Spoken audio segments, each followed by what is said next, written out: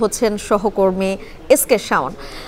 শাওন, নতুন সভাপতি কি এখনো পর্যন্ত সাংবাদিকদের সঙ্গে কথা বলেছেন কিনা এবং তিনি আসলে নতুন করে কিভাবে বিসিপিকে গোছাবেন এমন কোনো পরিকল্পনা তিনি কষেছেন কিনা সেটি আপনাদেরকে জানিয়েছে কিনা একটু জানাবেন, জানতে পারলে।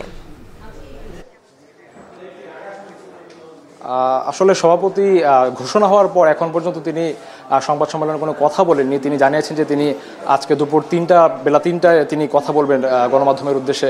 একটু জানিয়ে রাখি যে তিনি এনএসসির কোটায় প্রথমে পরিচালক হয়েছেন, সেখান থেকে তিনি আজকে সভাপতির দায়িত্ব পেয়েছেন। আজকে 8 জন পরিচালক ছিলেন বিসিবির, তাদের উপস্থিতিতে কিন্তু আজকে এই সভা হয়েছে। যেই ক্রীড়া উপদেষ্টা রয়েছেন তার সঙ্গে সভা শেষে কিন্তু আজকে এই ঘোষণাটা এসেছে। কিন্তু আনুষ্ঠানিক যে বিষয়টা সেটা নিয়ে তিনি সামনে যে চ্যালেঞ্জিং অনেক কাজ রয়েছে, আপনি জানেন যে নারী টি-20 বিশ্বকাপ কিন্তু এরই মধ্যে আসলে বাতিল হয়ে গেছে, বাংলাদেশ থেকে সরে গেছে। অনেক চ্যালেঞ্জের বিষয় কিন্তু সামনে আছে বা সার্বিক যে বিষয় রয়েছে সেগুলো বিবেচনা করে হয়তো সামনে আরও সিদ্ধান্ত নেওয়া হবে।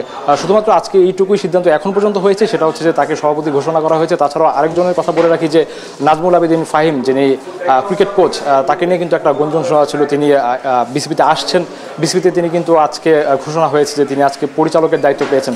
এনএসসি থেকে 2 জনের কোটার ভিত্তিতে যে 2 জন পরিচালক হওয়ার যে বিষয় ছিল সেটা কিন্তু প্রথম থেকেই শোনা যাচ্ছিল, বিশেষ করে ফারুক আহমেদের নামটা। ফারুক আহমেদের পর কিন্তু জোরসোরে গুঞ্জন হচ্ছিল যে নাজমুল আবেদিন ফাহিমকে দেওয়া হবে। এই 2 জনকে আসলে কোটার ভিত্তিতে পরিচালক করা হয়েছে। সামনে তারা দায়িত্ব নেবেন, সেখান থেকে তারা হয়তো দায়িত্ব পালন করবেন বা কতদিন যাবত পালন করবেন সেটা এখন পর্যন্ত কিছুই জানানো হয়নি, বা তাদের রূপরেখাটা কেমন হবে সেই বিষয়ে কোনো কিছু জানানো হয়নি। আপনাকে জানিয়ে রাখি যে 2025 সালের অক্টোবর পর্যন্ত বর্তমান যে কমিটি রয়েছে সেই কমিটির মেয়াদ 2025 সালের অক্টোবর পর্যন্ত। তারপর হয়তো সামনে নির্বাচন হবে না কি হবে সেই বিষয়ে আজকে কথা বলবেন। তো সব মিলে আমার কাছে এই ছিল সবশেষ।